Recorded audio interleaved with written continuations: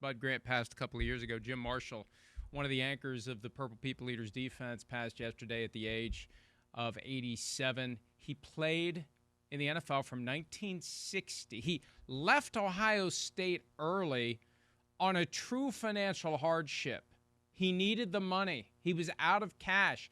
He left early and couldn't go to the NFL, Chris. He had to go to the Saskatchewan Roughriders of the CFL for a year, then went to the Browns as a fourth-round pick for a year, was traded to the expansion Vikings in 1961, started every game for a generation from 61 to 79, started 270 straight games with the Vikings, retired just days short of his 42nd birthday at the position of defensive end in the 60s and 70s. It's incredible in hindsight. It is incredible. I had to do a double take when I saw that I was like, wait, his career was that long? I just never realized that. So that's a testament to him and the athlete he was, and obviously he took care of himself, right? Special guy. One of the guys that, hey, as a young kid, he's one of the first Vikings I ever learned about, just because of the Purple People Eaters, the Jim Marshall's going the wrong way, right? The call. I mean, those are some of my earliest recollections of football, and Jim Marshall is a part of that. I thought about you yesterday because I know you grew up watching him and appreciating his style of play, but no joke. I mean, when I say this is one of the first things I remember about football in general, this is it. I know it's not his most favorite play, I'm sure, but still, it's one of the most famous plays in the history of football. Great man. It's hard the bond you make in football, like you just saw in that clip with Bud Grant and everything, that's where it's a special sport. It's so hard. It's so physical. You got to work so hard. There's just bonds that are made there that last forever, and you see that, and sorry to see Jim Marshall go. Sorry to you, man. I know he was a legend in your eyes, so I hurt for you too. Well, it's a weird thing because when you grow up, and these guys are like mythical figures, and you think they're never going to die. Right. They're not from this earth. They're handed down from the heavens, carved out of something other than what the rest of us are made of. And you're in awe of them. It's different now because we know them. We talk to them. They're significantly younger than me. Right. But when you're a little kid and you've been hooked by the league's efforts to indoctrinate young kids at the time, which was exclusively NFL films, the voice of John Facenda, the voice of God himself, extolling the virtues of these gods among men. You're 8 years old. You got 3 TV channels to choose from. You trip across highlights like the one we just saw, and the slow motion, and the snow falling, and the images. There's a great picture going around of Jim Marshall in the snow, and it makes me think of all these owners that want to build domes now. I hate it. So they can make more money year-round, so we can have a concert. Awesome. Well done. So we can have a concert in February. Right, so we can pay for the place and stuff more money into our pockets instead of playing football in the elements where it's supposed to be played. We're never going to see pictures like this, except for Green Bay games. Yeah, it scares me. You know me, and we had this conversation, 3-4 weeks ago when we were talking about the Bears and the new stadium, and I'm like, man, I don't want to see that. I want to see the Bears out in the cold. I want to see teams suffer out going up to Chicago and playing them there. In late December. That's part of the game. It's part of what we're talking about. It's part of everything that we were built up and when we grew up to believe. The frozen tundra of Green Bay. I mean, that's what it was, football.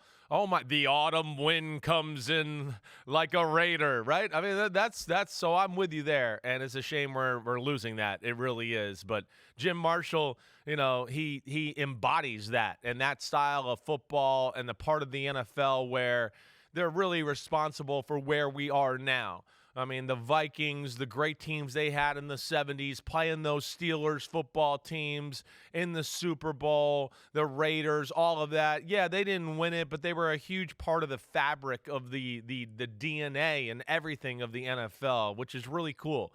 And if you were growing up in the 80s or even early 90s, you learned what the Purple People Eaters were pretty early on in your football knowledge, if you really liked the sport.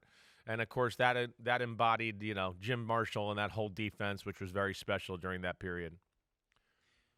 And it was. And hell, I didn't know why they were called the Purple People Eaters. They just were. I didn't know there was a song from the late 50s titled The Flying Purple People Eater, like a novel. I don't think I've ever heard it. I know rock. the story of why they're called that, but I have no idea the song, right?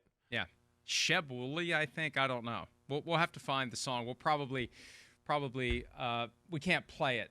I assume somebody owns the rights to the ultra smash hit Purple People Eaters.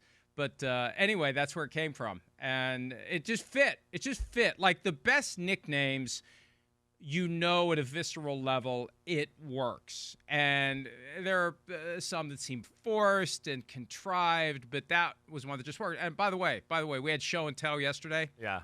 With the Chuck Bednarik photo. This is something that I won't even take to the barn because I almost burned the barn down one night. So I try not to put the truly irreplaceable things down there. I made one exception, my dad's croupier stick that has to be at least 100 years old. It's perfect down there, and if the barn burns, so be it. But several years ago, acting on potentially an alcohol-induced impulse, I found a helmet signed by Jim Marshall, Carl Eller, Alan Page, Gary Larson, all four of them. That's pretty big time. The original, yeah.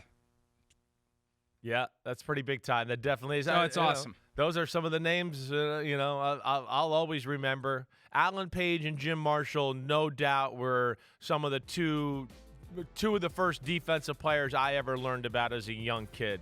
And then on that Vikings team, of course, with Fran Tarkenton and the way he played and running around, and it was just a little different than most quarterbacks in football. I was always intrigued to watch their highlights. And man, they're fun, they're cool. Why the heck can't they win the big game? How could that happen? Right? But you wouldn't know that listening to any of those guys. I mean, they're champions. They just had to deal with some other teams that had champions too. But that was a special team, a special era. Who was your guy, right? I know we're talking Jim Marshall, and he's the man of the moment here, and R.I.P. to him. But who was your favorite player on that 70s Vikings team when you were younger? Chuck Foreman, without question. Chuck Foreman was the first guy that I ever was like, man, he's awesome, and I want to be like him. Right. Yeah. It's 1973, drafted out of Miami in the first round. That was the first year that I was really into it. I discovered the NFL the prior December with the Immaculate Reception game. Had to be different. Had to have my own team. Couldn't just go along with everyone in the town where I grew up, which was 60 miles from Pittsburgh, and everyone was Steelers fans. Oh, you got to be a Steelers fan. Well, no, I'll find my own team. You don't know There's Mike Florio. There's a bunch of teams out there. I didn't know myself. It was the first flicker. It was the origin story. Like, wait a minute. They all want me to wait a minute. Screw you, I'll be like this. Let me get this straight. There's 25 other teams, and I have to root for this team because it's located 60 miles from here, which when you're a kid, it may as well be 6,000 miles. Like, it was just weird. Now you jump in your car and you drive 100 miles and not even think twice about it. You drive 100 miles to go eat dinner somewhere. Like 60 miles, it was like this barrier. It was like there was a wall between Wheeling, West Virginia, and Pittsburgh. We rarely went. Now, maybe others in town handled it differently, but we rarely went up there. It was a massive deal. I went to a Steelers-Browns game in the mid-'70s after it was too late, and I'd already picked the Vikings. And it was like this huge deal that we're actually getting in the car and we're going to drive 60 miles to Three Rivers Stadium. So I wanted to pick my own team, and it was that year, Chuck Foreman, Fran Tarkenton. We were talking yesterday about Charlie Connerly, number 42. There haven't been many great football players who wore number 42. Paul Warfield, who was with the Browns and then the Dolphins Ronnie in their Lott. Days of greatness. Ronnie Lott in the 80s. But John Gilliam, he was like my first favorite receiver. And back then, if you had a 75-yard day, it was a pretty big game. If you threw for 200 yards as a quarterback, you had a pretty good passing day. But defensively, like to me, they were all the same. except for Gary Larson, who eventually became Doug Sutherland.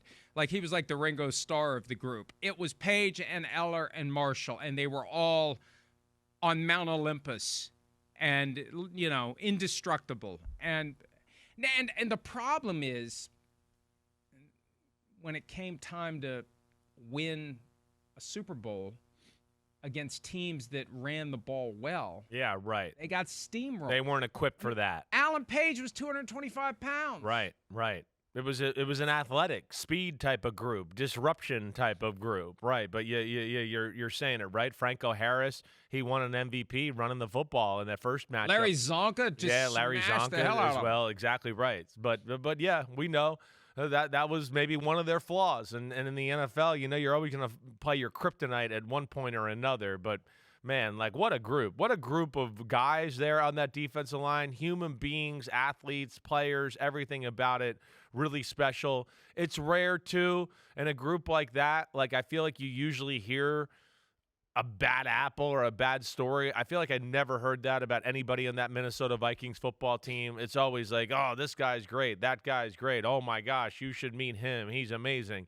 So that's cool to hear when you hear that the idols, the people you really looked up to growing up are meeting the part as a human as well and being awesome that way too. I mean, think about it. Playing until you're almost 42 years old. In the era of smash and bash and no regard for your own health or well-being, and the helmets were shit. I mean, they were. Yeah. You should have seen the helmet that they issued when I played in grade school. It was a joke. It's just a plastic shell with some straps in it, like no cushion, and a crappy face mask, and that's just the way it was. The Alan Page face mask was that old school. You can see the guy there to Marshall's right has it. That old school cage with the bar that was. Right. Oh, that 55 has it too. Yeah. That was the one thing that distinguished Page from Eller and Marshall.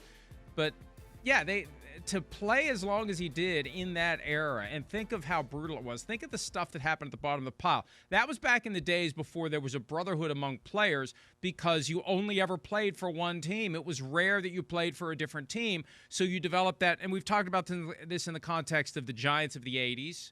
You develop a hatred for the other team. You're not intermingling.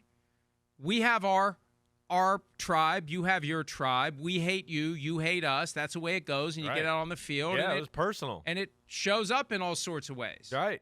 It's the same people over and over. You get sick of it. You get sick of hearing about them. You get sick of reading about them.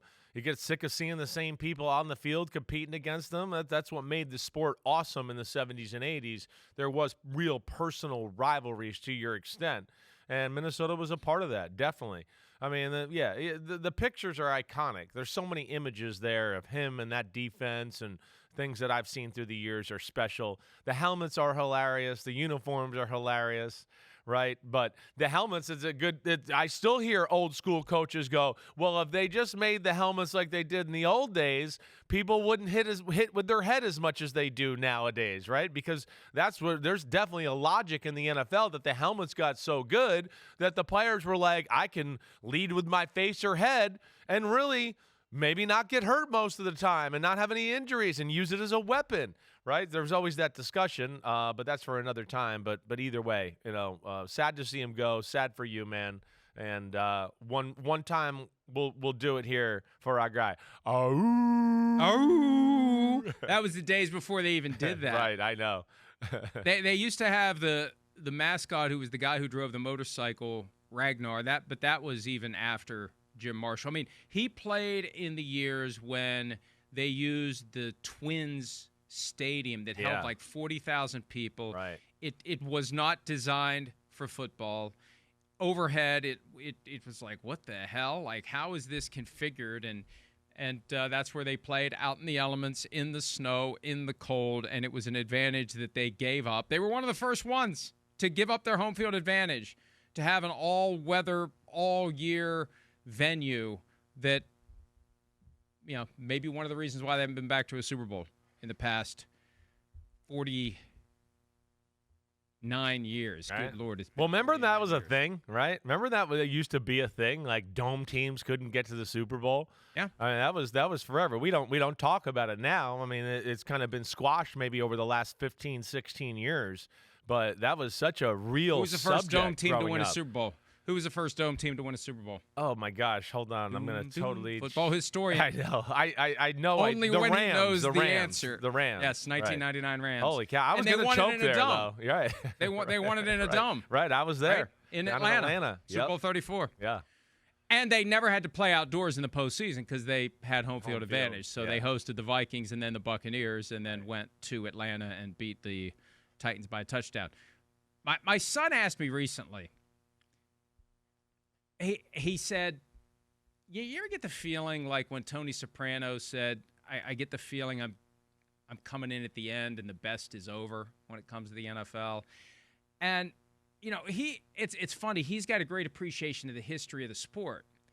And it really is different now. I don't know if it's better or worse. It's just different. Like, I hate the Vikings uniforms. I hate them. Not that they're as hideous as some of the other ones out there, but when you see the pictures of the 70s and there was a deep, rich purple and the squared off letters and the horn that didn't need the 3D effects. And I remember joking back before they changed the horn, maybe they should just actually put a horn on there so people would know what that thing is. And so they add the shading and it just takes something away from it. And there's just, I'm not arguing that we should go back to the brutality of the 70s, but yeah, it had a different feel back then. Yeah. And yeah. I don't know. I'm sure this is true of anything. And change is good in some ways. But, like, once Nike got involved, I'm like, they're just going to change for the sake of change. Well, I hear you. They're going to bring in all these new uniforms, and it'll appeal to younger people. But that's why I thought it was striking that my son would be the one to articulate that because he comes from that demographic, but he has an appreciation. Hi, it's Mike Florio. Thanks for watching PFT on YouTube. Hit subscribe for the latest news and analysis from Pro Football Talk.